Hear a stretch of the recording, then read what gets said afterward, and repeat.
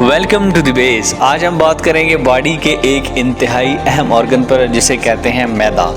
معدے کے چھوٹے چھوٹے تمام مسائل سے لے کر معدے کے السر تک ایک انتہائی اہم ریمیڈی، جس میں موجود تمام ہربل میڈیسن آپ کی باڈی کو نیوٹریٹ کرنے کے علاوہ اس میں موجود تمام قسم کے فالٹس کو مکمل طور پر ریزالو کریں گی۔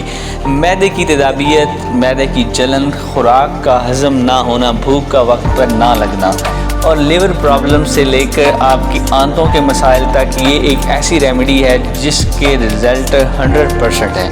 اسے آپ گھر میں بنا کر رکھیں، اپنے بچوں کو استعمال کروائیں اور خود استعمال کریں، اس کے رزلٹ انتہائی شاندار ہیں۔